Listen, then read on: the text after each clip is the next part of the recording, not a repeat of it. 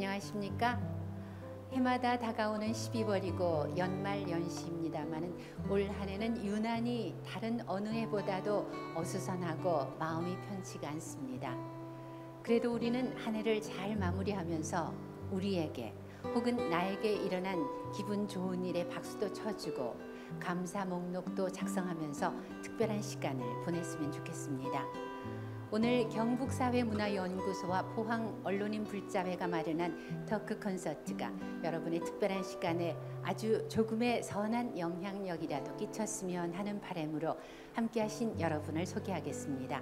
소설가 강석경 선생님 나오셨습니다. 고맙습니다. 그리고 시인이며 칼럼니스트인 지성교육문화센터 윤희련 선생님 나오셨습니다. 고맙습니다. 테너 김동혁 선생님 함께 하셨습니다. 안녕하세요. 사실 오늘 저는 이 프로그램을 준비하면서 소설가 강석경 선생님을 많이 염두에 두었습니다. 선생님께서는 정말 여러 권의 책을 내셨습니다만 저는 저절로 가는 사람이라는 책을 기억하고 있는데요. 그중에서 화엄살림법회에 동참하면서 송년의식을 치른다 하는 대목이 참 인상적이었어요. 예, 저는 불자지만 고정적으로 절에 가지는 못하고요. 이렇게 여행 가면은 절에 들러서 참배하곤 하는 정도인데요. 그래도 연말에는 마음 먹고 꼭 절에 갑니다. 한 해 동안 쌓이는 그런 감정의 찌꺼기들을 비우고 제가 진정으로 이루고자 하는 그런 것을 부처님 앞에서 진실하게 발언을 합니다. 제가 저절로 가는 사람은 쓸 때도 그랬고요. 작년에는 제가 좋아하는 송강사에 가서 새해 맞이 템플 스테이를 했습니다. 그래서 그 조용한 산사에 가서 저만 예불 소리를 들으며 저만의 의식을 치르는데요. 순간이지만 이런 자기를 정화시키는 의식이 모든 사람에게도 다 필요한 것 같습니다. 네, 그 저절로 가는 사람에는 제가 아는 스님도 두어 분 계셔서 읽는 맛이 더 특별했는데요.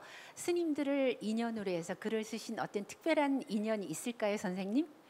예, 제가 이제 그걸 몇 년 전에 어떤 시사 잡지에 1년간 연재를 했습니다. 그래서 연재할 때 어떤 글을 연재하고 싶나 해서 지금 나는 굉장히 구도자에 관심이 많다. 그래서 불교 산문을 좀 쓰겠다고 그래서 이제 시작한 건데요.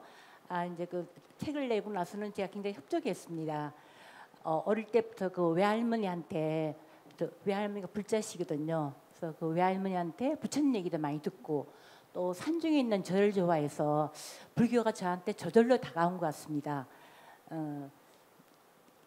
그리고 또 제가 또 이렇게 말년에 들었으면서 좀 구도자에 대한 관심이 더 커졌어요. 그래서 이제 이런 관심을 좀 소설로 좀 한번 형성을 시키면 어떨까 싶어서 먼저 그 작업을 하기 전에 스님들 좀 알아야 될 것 같아서 제가 스님들한테 인터뷰를 요청했습니다. 네, 그렇다면 산사에서의 인상적인 만남이 작품으로 쓰여졌는지도 궁금하네요. 아직은 안 됐는데요. 제가 30년 전에 일하는 예술가라는 이렇게 책을 펴낸 적이 있습니다.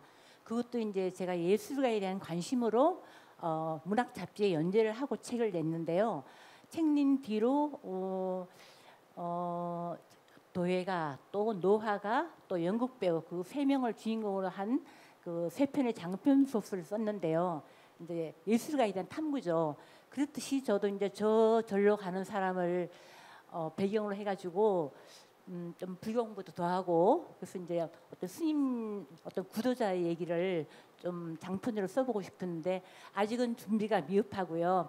언젠가 쓰리라고 믿고 싶습니다. 네, 사람들은 여러 가지 일로 그리고 또 여러 가지 이유로 절에 가고 또 스님을 친견하고 부처님을 참배하는데요.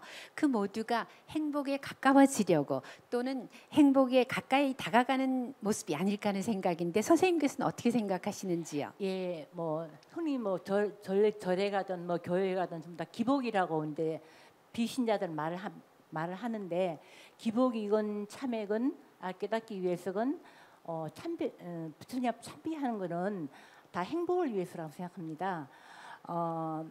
제가 벌써 꽤 됐는데요. TV 프로에 참화고도라고 있었거든요. 그래서 이제 그거를 굉장히 재밌게 봤는데 지금도 그 장면이 생각납니다. 한 티베트인이 그 4,000m가 되는 그 고도를 한 걸음 한 걸음 뗄 때마다 이렇게 저기 오체투지를 하면서 걸어가는데 그 장면 자체가 그냥 성지 같았습니다.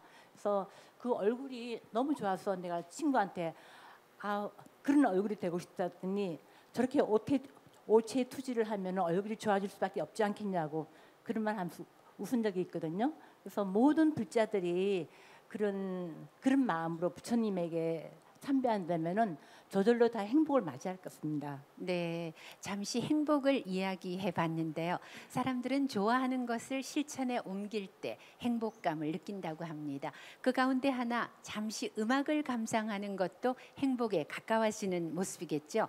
테너 김동력 선생님의 노래를 청해 듣겠습니다. 10월의 어느 멋진 날에.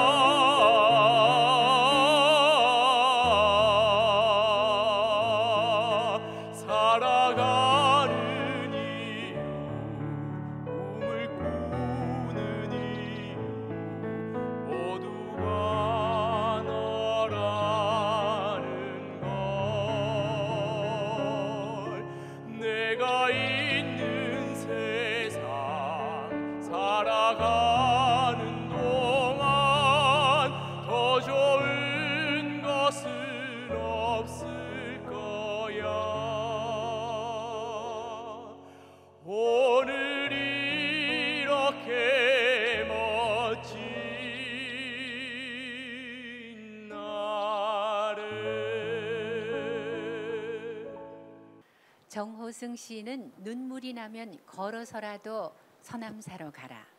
서남사 해우소 앞 등굽은 소나무에 기대어 통곡하라고 노래했습니다. 12달을 모두 보내야 하는 이쯤이면은 누구라도 마음을 가다듬고 위로받을 수 있는 공간이 필요할 것 같은데요. 윤희련 선생님께서는 내 마음의 성지로 어디를 꼽을 수 있나요? 예, 꼭히 뭐 성지라기보다도 제가 좋아하고 늘 때로 찾아가기도 하는 장소는 고향 동네의 작은 실개천과 이 큰 강이 합류되는 지점인데요. 저는 어디에라도 백사장이 있고 강둑이 있고 끝이 아득하게 멀어 보이는 미루나무가 있는 곳이면은 다 내 마음의 성지 같아요. 미루나무를 보면서 그 위로 철새가 날아가거나 혹은 해와 달, 별이 거기에 걸리는 모습, 이런 것들을 보면 그 유년의 꿈을 꾸고 또 상상하고 이런 것들이 어른이 되어서도 굉장히 큰 영향을 주는 것 같습니다. 네, 선생님 말씀을 들으면 그 풍경이 그림으로 그려지는 것 같습니다. 마음을 정리하고 위로를 받을 수 있는 것. 그것은 공간이 될 수도 있고 사람이 될 수도 있는 것 같은데요. 그 가운데서도 가족은 빼놓을 수가 없을 것 같습니다. 어떠세요? 예, 사실 세상살이가 힘들고 괴로울 때 집에 돌아가서 가족이 어떤 경우든 내 편이고 내가 편안히 쉴 수 있으면 이 세상살이를 견딜 수 있다고 생각합니다. 그리고 그 힘은 저는 먹는 데서 나온다고 보는데요. 집에 둘째 아이가 서울에 가서 공부를 하는데 누가 물었대요. 자네 어머니는 자네를 키울 때 어떤 점에 특히 그 신경을 썼느냐 이렇게 묻길래 아무리 생각해도 떠오르는 게 없어서 가장 확실하게 말할 수 있는 게 우리 집은 딴 것보다도 우리 엄마는 먹는 데 신경을 많이 쓰는 것 같아요. 그래서 집에 와서 엄마 이 말이 맞느냐? 맞다고 했습니다. 사실은 우리가 힘들고 어려울 때 파괴적인 행동으로 나아가지 않고 또 견딜 수 있는 이 힘은 유년에서부터 그 성장기에 집에서 가족이 같이 하는 밥상머리에서 나온다고 생각을 합니다. 그 힘이 굉장히 중요하다고 봅니다. 저는. 네, 나의 가장 지근거리에 있는 사람이 가족입니다. 가족이 가까이 있지만 그래도 외로울 때가 있습니다. 그래서 유시화 시인은 그대가 곁에 있어도 나는 그대가 그립다라는 시를 썼는지도 모르겠습니다. 선생님은 평소 어떻게 생각하시는지요? 곁에 있어도 그리운 존재는 가족일 수도 있고 사랑하는 사람일 수도 있는데요. 저는 이것을 좀 말씀드리고 싶어요. 프랑스 철학자 가스통 바실라르는 유년기는 존재의 우물이다. 유년의 체험이 행복의 원천이다라고 이야기를 했는데요. 유년기에 행복한 경험, 체험을 많이 한 아이일수록 어른이 돼서 부정적이고 불행한 이미지는 밀어내고 그 우물에서 행복한 이미지를 끌어내서 삶 자체를 행복하게 끌고 가는 그런 힘을 발휘할 수 있는데요. 그래서 자녀를 기르는 모든 부모님께서는 특히 이 어릴 때 취약전 또 유소년 시절에 자녀와 더불어서 행복한 경험을 많이 하는 게 이후의 삶에도 굉장히 큰 영향을 미칠 수 있다. 이런 생각을 하면서 저는 이 점을 많이 강조하고 있습니다. 네, 귀담아 들어야 할 대목인 것 같습니다. 오늘 이 자리가 경북사회문화연구소와 포항언론인불자회가 마련한 3대 가족문화축제인데요. 예전에는 3대가 한 집에 사는 것이 일상이었습니다마는 요즘에는 3대가 한 집에 사는 일이 참 귀하고 보기 힘듭니다. 그런데 윤희련 선생님께서는 부모님이 생존해 계실 때 3대가 한 집에 살았다 들었습니다. 예, 저는 구남매 막내입니다. 구남매 예. 막내요. 예, 우리 그 부모님은 지금 살았으면 107, 8 되시나 범띠인데 우리 집에 막내가 할머니와 같은 범띠인데 그러니까 72년 차이가 나죠. 네. 3대가 살아가는 데는 굉장히 그 지혜가 필요해요. 예를 들면은 옛날 어른들은 백화점에서 아이 모자를 하나 사오면은 얼마 줬느냐고 묻습니다. 5만 원 이러면은 아이고 비싸다. 대구 서문시장이나 칠성시장에 가면은 5천 원 주면 살 수 있는데 이 경우에 마찰하지 말고 그다음부터는 백화점에 사도 얼마 줬나 하면 이거 서문시장에서 5천 원 줬어요. 이러면 만사 형통이에요. 네. 그 조정하는 것. 그리고 또 저는 누나가 5명이기 때문에 누님에게도 이 점을 분명히 했어요.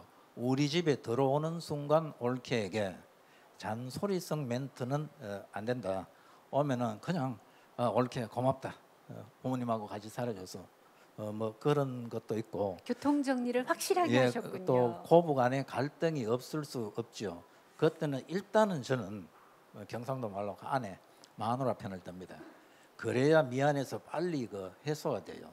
어떤 3대가 살아가는 데는 그런 지혜가 필요하고 또 아이들과의 관계를 보면은 저는 아이들에게 할머니는 우리 집의 무형문화재 1호이다. 그건 무슨 뜻인가요? 예, 너희들이 살아있을 때 할머니의 사투리를 온전히 습득해라. 할머니는 난 놓고 기억자도 모르는 문명이기 때문에 대구 지방의 사투리를 완벽하게 보유하고 있다. 네. 그게 너희들에게 굉장히 앞으로 크게 작용을 할 것이다. 옥스퍼드 대학의 로메인 교수는 세계 언어학자 대회에서 소수민족의 언어를 보호해야 된다. 소수민족의 언어가 사라지는 것은 생물 다양성이 우리가 줄어들면은 인간 자체의 생존이 어렵지 않습니까? 인간은 모국어로 사고할 때 가장 창의적인 생각을 할 수 있고 가장 빛나는 직관력, 상상력이 발휘가 된다. 그런 맥락에서 볼 때 사투리도 마찬가지입니다. 이 사투리는 굉장히 그 문화의 다양성에서 핵심적인 부분이기 때문에 일테면 아이들이 클 때 우리 집에는 길 가다가 이런 거는 할머니가 버뜩 이해를 안 돼요. 완벽하게 길 가다가 김치 안 돼요. 김치, 참지름, 뭐 성경음 비읍은 완벽하게 그 구사가 되죠. 덮어서는 평생 안 되고 덮어서, 추버서 뭐 이런 식으로. 그래서 아이들에게 그 사투리를 굉장히 강조를 했고 그 다음에는 저는 부모님에게 이런 이야기를 했습니다. 나는 종교적인 의미 그런 거하고 전혀 관계없이 돌아가시면 제사에 참여하지 않을 가능성이 높다. 나는 산제사를 드리겠다. 그래서 한 달에 한 번씩 무조건 드시고 싶은 것을 말씀하시라. 그래서 저는 부모님이 동갑인데 아버지는 85, 어머니는 94에 돌아가셨는데 거의 한 번도 빠지지 않고 매달 산제사를 드렸습니다. 드시고 싶은 게 있으면은 아이들이 서울에서 대구 내려와서 같이 가기도 하고 그랬습니다. 또 이 3대가 같이 살면은 굉장히 어려울 수도 있는데 실제로 미화되는 부분도 있고 현실 그대로 이야기해야 되는 부분이 있는데 며느리하고 시어머니는 그 딸과 이런 관계가 될 수가 없어요. 그러면 거기에 그 조화가 필요한데 또 힘든 부분도 있지만 굉장히 도움이 되는 부분이 있어요. 아이들 성장에.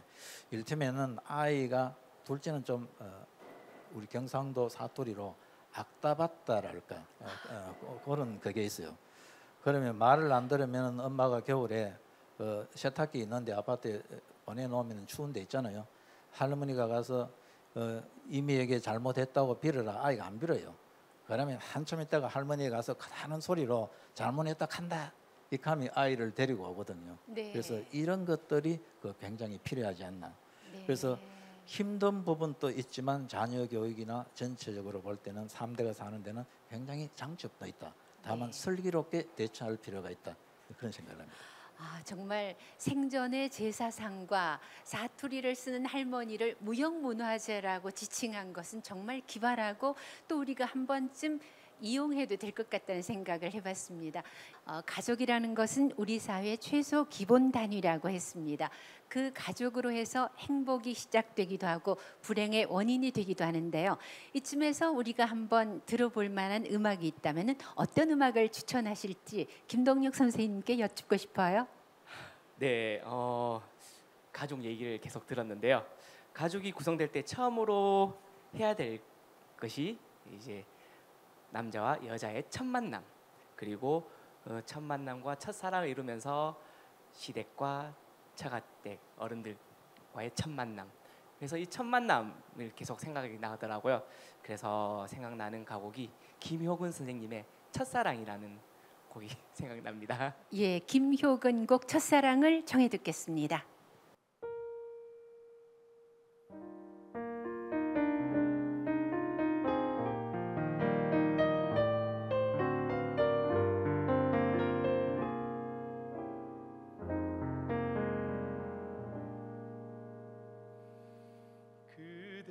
처음 본 순간이여 설레는 내 마음에 빛을 담았네 말 못했다는 시간이여 나 홀로 저민다 그 눈길 마주친 순간이여 내 마음 알릴세라 눈빛 돌리네 그대와 함께한 시간이여 나 홀로 벅차다 내 영혼이여 간절히 기도해 온 세상이여 날 위해 노래해 언제나 그대에게 내 마음 전할까 오늘도 그대만 생각하며 살다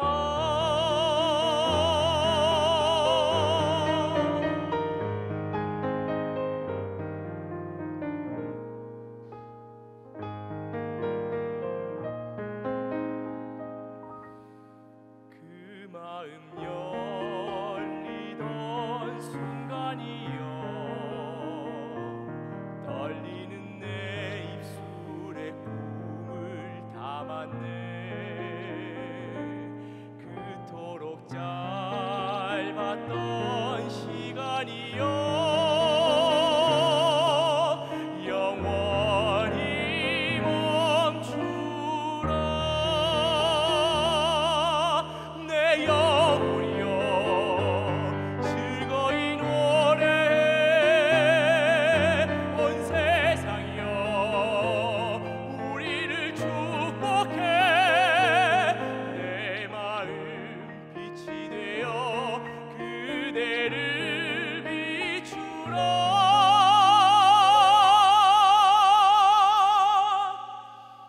오늘도 그대만 생각하며 살다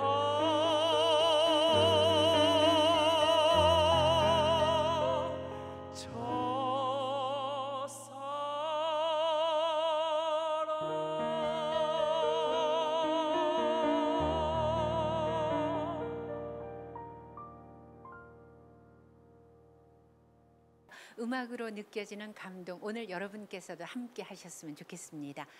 2020년 우리는 코로나19라는 이름도 낯선 예기치 못한 재난에 다 함께 불안하고 또 답답한 시간들을 보내고 있는데요.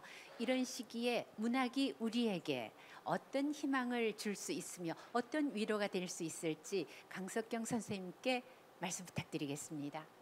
AI 등 세계 최고 기술이 탄생한 21세기에 또 코로나 팬데믹이 우리 생명까지 위협하는 이런 상황에서 문학이 희망을 줄 수 있는가는 작가인 저로서도 단언하기 힘듭니다. 단지 코로나가 오래 지속되면서 집에 있는 시간이 많다 보니까 뭐 TV도 많이 보고 그래서 또 뭐 트롯 열풍도 불고 그런 대중 현상도 있고요.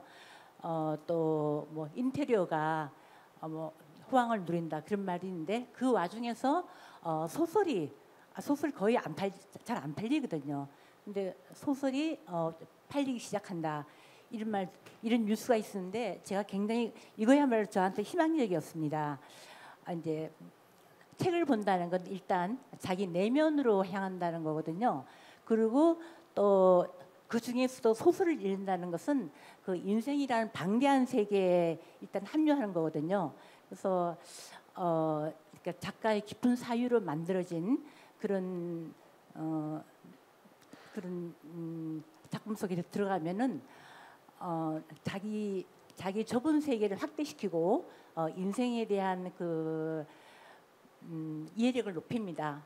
가령 예를 들어서 까미의 페스트를 보면요, 환자인 노인이 자신을 왕진하러 의사한테 선생님 친구분은 어떻게 됐습니까? 하고 묻는 장면이 나옵니다. 그랬더니 그 친구는 페스트로 죽었다고. 그러니까 그 노인이 하는 말이 늘 좋은 사람들이 이렇게 빨리 죽는 거죠. 그게 인생입니다. 그리고 페스트는 도대체 뭡니까? 그것도 정말 인생이에요. 그뿐입니다. 그렇게 그냥 담담하게 말하는 장면이 나오는데 그 장면에서 저는 코로나도 이렇게 그냥 언젠가는 없어질, 지나가버릴, 강물처럼 흘러가버릴 그런 인생의 한 부분이구나, 이런 걸 깨닫게 됩니다. 그래서 우리는 이런 문학 작품들을 통해서 이런 것이 바로 희망이 아닌가, 그런 생각이 듭니다. 요즘 이 시점에 우리가 읽었으면 하는 좋은 책들을 선생님께 좀 추천을 받고 싶어요. 책을 한 3권 정도 좀 추천하고 싶은데요. 첫 번째는 그 정민 선생님이 쓰신 파란이라는 책이 있습니다. 1, 2권이 지금 나와 있는데요. 정민 선생님이 그 이제 역사학자이면서 국문학자이면서 고전학자거든요. 근데 다산은 우리가 널리 알려져 있지만 보다 좀 인간적인 다산을 알고자 썼다고 합니다. 그래서 이제 그 1, 2권은 다산의 어린 시절부터 40세 전인 그 강진으로 유배가기 전인 그 시대 얘기인데요. 저는 그 글에서 가장 제 관심을 끌었던 것은 정조와 다산의 관계입니다. 그 알다시피 굉장히 다산이 인재잖아요. 그래서 정조가 굉장히 총애했고 또 화성이라든가 그런 한강에 놓을 배다리를 설계를 맡길 정도로 그렇게 믿었습니다. 뭐 재능이랄까요? 그러니까 다산은 말하자면은 레오나르도 다빈치처럼 그런 게 뭐 모든 것을 할 수 있는 그런 천재인 것 같습니다. 그래서 다산도 그 정조의 총애와 그 믿음을 아낌없이 받아들이면서 거기에 대해서 이렇게 일로서 헌신했습니다. 그런 면이 굉장히 보기 좋았고 굉장히 이렇게 감동적이었고요. 요즘 이제 정치판이랑 정치인들이랑 비교하니까 정말 그 시대가 굉장히 그래도 뭐 가난하고 했지만 저런 임금과 저런 신하가 있어서 참 좋았겠다, 그런 생각이 들었습니다. 그리고 제가 얼마 전에 강진을 다녀왔는데요. 강진에서 이제 다산이 한 18년간인가 유배했거든요. 근데 강진에 굉장히 풍경이 좋아요. 거기 오락산이 있는데 오락산 밑에 무의사란 절도 있고 월남사라는 고려시대 폐사지도 있습니다. 그래서 제가 그런 풍경을 보면서 다산이 이런 그 오락산의 길을 받아서 그 많은 저서를 썼구나, 그런 생각이 들었거든요. 그래서 저는 이제 이 책도 권하고 싶고, 이 책을 읽고 나면 강진에 가서 그 다산의 발자취를 한번 더듬어 보는 것도 굉장히 좋겠다, 그런 생각이 듭니다. 그리고 그 다음에는 여러분 잘 아시는 이용준의 나의 문화유산 답상기 있죠. 근데 여지껏 쭉 이제 한국계 나왔는데 4편이 일본 편으로 나왔습니다. 그거는 이제 그 도레인과 관계돼서 일본 편을 쓰게 되신 것 같은데요. 저는 그 중에서도 특히 교토편을 읽었는데요. 그 책에 보면은 우리는 굉장히 그 일본에 대해서 그냥 역사적인 것만 가지고 굉장히 이렇게 좀 배타적인 감정을 가지고 있고, 또 정치적으로도 지금 어렵기 때문에 뭐 이렇게 일본 물건 불매하고 이제 그런 운동까지 나아갔는데, 저는 문화예술 애호가로서 그냥 그 삼국시대부터 고대부터 우리나라와 우리나라 이웃 나라로서 굉장히 서로 영향을 주고받은 나라이기 때문에 공부하는 마음으로 다녀왔거든요. 그래서 이제 이번에 가서 특히 정원하고 또 정원이 있는 사찰을 중심으로 많이 봤는데요. 정원은 일본의 그 미야기 집약된 문화입니다. 그래서 각 사찰마다 다 정원이 있고요. 그렇게 거대하면서도 그 이렇게 고적한 그런 일본 사찰을 보고 나니까 아 불교만큼은 불교 문화만큼은 한국이 최고다. 뭐 그런 자만심이 그냥 저절로 사라졌습니다. 그래서 지금 요즘 또 코로나고 하니까 집에 있는 시간도 많죠. 그러면 불교 문화에 관심 많은 분이면 이 책을 좀 읽고 나서 나중에 백신 나오고 하면 언젠가는 갈 수 있잖아요. 외국에도. 그때 일본 가서 답사를 하신다면은 굉장히 그 학습 효과가 클 것 같습니다. 그리고 지금 이제 이 두 권 다 성인들을 위한 책인데요. 또 이제 집에 또 아이들도 있고 한데 제가 동화 한 권을 또 권하고 싶습니다. 제가 얼마 전에 본 건데 초등학생 인어구 그런 책이 있어요. 이게 뭐냐면은 초등학생 이제 처음으로 초등학교 들어간 아이들 얘기인데 거기 너구리가 있는데 너구리가 너무 자기도 입학하고 싶어가지고 막 변장을 하고 학교를 가요. 그래서 수업 시간 들어가가지고 그냥 온갖 해프닝이 벌리는데 그게 너무 재밌어가지고 그 책 보는 내내 그냥 웃음이 그치질 않았거든요. 그래서 애들이 이제 처음 입학하면 긴장도 하고 할 텐데 이런 책을 부모들이 선물하고 읽어준다면 애들이 또 너구리도 상상하면서 재밌게 학교 갈 수 있을 것 같습니다. 네, 강석경 작가님이 추천하는 책 3권을 말씀해 주셨는데요. 정말 이 코로나가 끝나면은 유흥준의 나의 문화유산 답사기 교토편을 들고 여행을 떠나고 싶다 하는 생각 하시는 분 많을 테고요. 또 파란만장의 파란을 뜻한다고 하죠. 정민의 파란을 들고 강진으로 여행을 떠나셔도 좋겠습니다. 김동력 선생님께서는 평소 어떤 책을 가까이 하는지, 그리고 또 내 인생의 책이다라고 소개한다면 어떤 책을 소개할 수 있을까요? 네, 제가 유학 시절 때 정말 많이 읽었던 책이 그 파울로 코엘료의 연금술사입니다. 그 연금술사의 한 구절에 이제 간절히 원하면 온 우주가 너를 위해 도와줄 것이다라고 얘기했었는데요. 정말 그때 힘들었던 유학 시절에 이 말을 계속 되새기면서 계속 열심히 연습하다 보니 운 좋게 콩쿨도 되고 학교도 좋은 성적으로 이제 입학하고 졸업하게 되었던 것 같습니다. 네, 아마 간절히 음악가가 되기를 소망하면서 그 책을 읽었을 것 같은데요. 지친 영혼을 위로하는 데는 문학과 음악이 차지하는 비중이 참 클 것 같습니다. 김동력 선생님께 노래 한 곡 다시 청하겠습니다. 하림 씨의 윤학준 선생님이 곡을 붙인 마중입니다.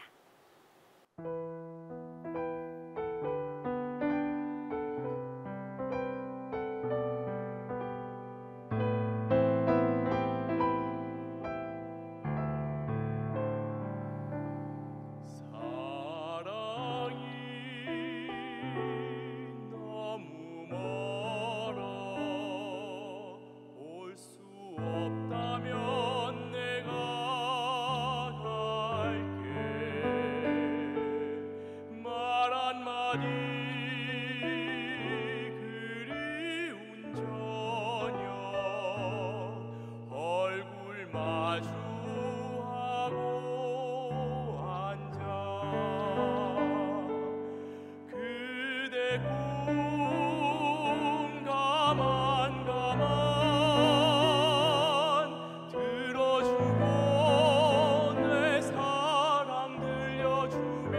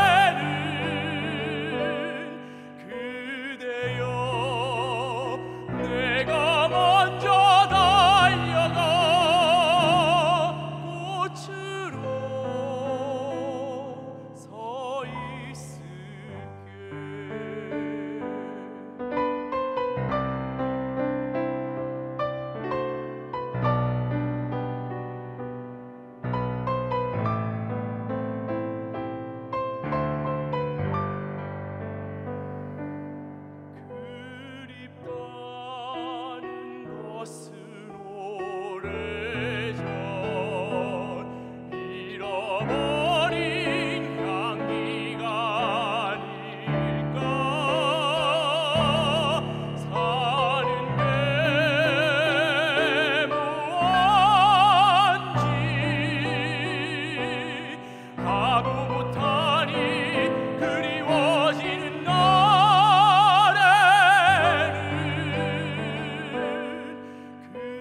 그대여 내가 먼저 달려가 꽃으로 서 있을게 꽃으로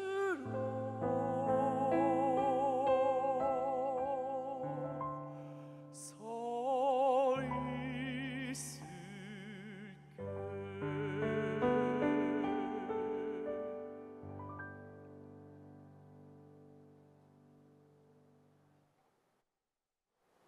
고등학교 영어 교사로 시작해서 입시 전문가로 40여 년입니다. 주변에서는 입시 전문가 아빠와 교육자 엄마가 있는데 당연히 라고 하겠습니다마는 교육이 그렇지가 않지 않습니까? 아무래도 특급 비결이 있을 것 같은데 책에 나올 것 같은 그런 말씀 마시고요. 오늘 3대가 지켜보는 가운데 자녀 교육의 특급 비결 한마디라도 좀 말씀해 주시면 좋겠습니다. 예, 제가 한 40년 가까이 공사교육에서 학생들을 가르치면서 이 방법을 실천한 경우에 실패한 케이스가 잘 없어요. 그래서 제가 이렇게 도표를 하나 오늘 그래서 가져왔습니다. 네. 여기에 보면은 영어 단어 센스 아시죠? 영어 단어 센스는 우리 저 엄마 센스 있다 없다 이런 표현도 안 씁니까? 영어 사전을 찾아보시면 감각이라는 뜻이 있고 의미라는 뜻이 있고 방향이라는 뜻이 있습니다. 대한민국 교육이 잘못된 이유는 이쪽입니다. 자녀를 교육시킬 때 이 방향, 아이는 아무 생각이 없는데 엄마가 이렇게 해라 계획을 씌우고 학원을 정해놓고 혹은 학교에서 우리가 옛날에 어린 시절에 선생님께서 칠판에 교육청에서 참관을 오실 때는 그날만은 칠판 좌측 상단에 뭐라고 적었습니까? 본시 학습의 목표, 단원의 목표 이렇게 적어놓고 아이는 아무 준비도 안 되는데 1시간 내도록 설명하고 그 다음에 끝에 여러분 알겠어요 이러면 아이들은 몰라도 예하고 넘어가지 않습니까? 이게 바로 이 방향을 설정해 놓고 아이가 의미를 생각하고 그 다음에 느끼게 알겠느냐 이게 주로 복습 위주의 공부고 지금 대한민국의 거의 이 사교육공화국으로 만들었는데 선행학습의 주범이 이렇습니다. 미리 배우고 간다는 건데 이렇게 해서는 크게 성공할 수도 없고 저는 이 방법을 강조를 하는데요. 센스의 의미가 첫째 감각이라는 뜻이 있고 의미 방향이 있는데 우리가 흔히 인간은 이성적 존재라고 많은 말을 하는데 사실 가슴에 손을 얹고 생각해 보면은 저는 제 자신이 이성적 존재가 아니고 감정의 동물인 것 같아요. 이 감정과 이 감각이 중요한데 사실은 세상의 많은 것을 감각적으로 느끼고 무수히 경험했을 때 그게 개념화되는 것인데 공부하는 것도 과정이 첫째 감각. 내일 배울 내용을 미리 한번 읽어보고 느껴봐라. 재미없겠다. 아는데 어쩌고 이 모든 게 예습입니다. 내일 배울 걸 미리 읽어보고 학원의 선행학습이 중요한 게 아니고 내일 배울 걸 미리 읽어보고 느끼고 모르는 것을 체크한다. 그래서 수업 시간에 선생님 설명을 들으며 의미를 탐색하는데 문제 제기가 돼 있고 미리 느껴본 학생은 이 모르는 부분은 선생님 설명을 내가 더 잘 들어야 되겠다. 수업 참여할 때 집중도가 달라집니다. 그렇게 수업에 참여하고 난 뒤에는 여기에 정리 퀴즈 같은 시험이 있고 그 다음에는 방향 이 책을 더 보고 좀 더 어려운 책을 한번 봐야 되겠다. 새로운 방향성이 설정되는 이 과정을 되풀이해 보면은 실패를 하지 않으리라고 생각을 하는데요. 그래서 저는 제일 중요한 게 지금 대한민국에 보편화되어 있는 거꾸로 된 어떤 공부 늘 이렇게 결론 답부터 보고 그 다음에 헤아리는 것은 굉장히 곤란하다. 아무것도 모르는 상태에 느껴보고 반드시 문제를 제기하고 들어라. 지금 우리가 코로나19로 비대면 원격 수업을 하는데 학습 격차 이런 이야기를 하는데 가장 큰 문제가 이 태도의 문제예요. 학생이 온라인 수업을 듣기 전에 먼저 미리 읽어보고 모르는 걸 밑줄 치고 답을 알아는 게 아니고 모르는 걸 밑줄 치고 모르는 상태에서 설명을 듣고 이해가 되는지 안 되는지에 중점을 두고 이해가 안 될 때는 체크해 놓고 대면 수업할 때 선생님들에게 반드시 물어서 이해를 하게 하는 과정. 그래서 모든 공부는 선이해 후 암기, 이해에 중점을 두고 기본 개념과 원리를 가지고 놀 수 있을 정도로 여기에 철저해야 된다. 지금 대한민국 교육은 그냥 사교육으로 빨리 답을 찾는 이 정도만 배우고 기본에 충실하지 않기 때문에 그 이후에 시간을 아무리 투자해도 높이 올라가지 못한다. 이 개념과 원리를 중시하지 않으면 이 사상 누각과 같다는 것입니다. 네. 그 부모가 원하는 방향으로 이끌지 말고 감각적으로 느끼게 하라는 거 우리 한번 새겨야 될 것 같습니다. 인생의 핵심은 선한 인연을 맺는 일. 그리고 최상의 텍스트는 사람이라는 것에 저는 깊이 공감합니다. 강석경 선생님께서는 어떻게 생각하시는지요? 네, 누구나 다 선한 인연을 맺고 싶죠. 그렇지만 인생이 저희들 뜻대로 되는 건 아닙니다. 많은 TV 드라마 보듯이 뭐 온갖 인생들이 다 엉키잖아요. 그렇지만 누구에게나 다 좋은 인연은 다 있다고 생각합니다. 제 경우는 가장 선한 인연은 역시 불교고요. 그래서 이게 또 왜 인연이라는 말을 하냐 하면은 제 정신의 기둥이 됐거든요. 그리고 이제 또 그다음에 이제 굉장히 좋았던 인연으로 박경리 스님을 제가 늘 생각하는데요. 스님은 제 문학 지주가 됐습니다. 제가 젊을 때 글이 안 써지면은 스님 사진을 늘 이렇게 책상에 붙여놓고 스님 저 글 좀 잘 쓰게 힘을 주세요 하고 늘 기도했습니다. 뭐 제한테 문학의 신이라면 신이고 그래서 저는 스님과의 그 인연을 굉장히 소중하게 생각합니다. 지금은 돌아가셔서 가끔 그리운데 그래도 그런 인연을 가까이서 뵀다는 거는 정말 제 인생의 큰 행운이었습니다. 네, 박경리 선생님과의 인연 이야기는 누구라도 부러워할 것 같은데요. 선생님이 지금까지 살아오시면서 인생에 어떤 터닝 포인트를 갖게 된 사람 또는 어떤 계기 같은 것들이 혹시 있었나요? 예, 있습니다. 제가 대학교 때 아버지가 파산하셔서 이제 등록금을 또 내야 되는데 이거 등록금을 어떻게 마련하나 그러고 있었는데 제가 그 대학 다닐 때 학보사 주체로 추계문의 현상을 공부했습니다. 그래서 이제 그냥 괜히 쓰면 될 것 같더라고요. 저는 그 전에 작가가 되리라는 생각 해본 적이 없는데 그래도 이제 돈이 급하니까 썼는데 내 예감대로 됐습니다. 근데 그때 심사를 이어롱 선생님 하셨어요. 그래서 이제 이어롱 선생님이 그때 이제 이대 국문과 교수였는데 이제 국문과에서 저희 과로 연락이 왔습니다. 오라고. 그래서 이제 저는 막 굉장히 설레는 마음으로 갔는데 선생님이 제 글을 심사하셨으니까 제 당선작을 굉장히 이렇게 과찬하시면서 그때 선생님이 운영했던 그 문학사상이라는 잡지에 제 1회 신인으로 데뷔시키겠다.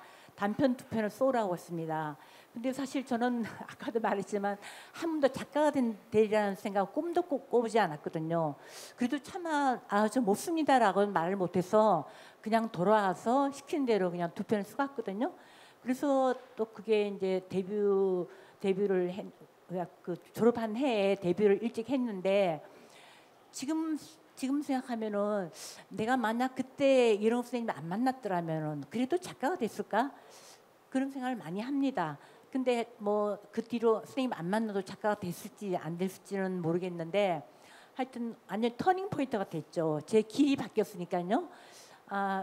또 그런 의미로 또 이렇게 문학이라는 자기 성찰을 하는 그런 분야인데 그런 기회를 주셔가지고 선생님께 감사드리고요. 그래서 저는 승복은 참 많은 것 같습니다. 박경리 선생님, 이혜령 선생님. 네, 오늘 경북사회문화연구소와 포항 언론인 불자회가 마련한 3대 가족문화축제에 즈음하여 강석경 작가, 윤일현 선생님, 김동혁 선생님과 의미 있는 대화를 나누었습니다. 우리가 살아가면서 참 많은 사람을 만나고 많은 이야기를 나눕니다만 오늘 저희가 함께 나눈 이야기가 조금 특별한 시간이 됐으면 하는 바람으로 오늘 이 시간 마치겠습니다. 함께 해주신 여러분 대단히 고맙습니다.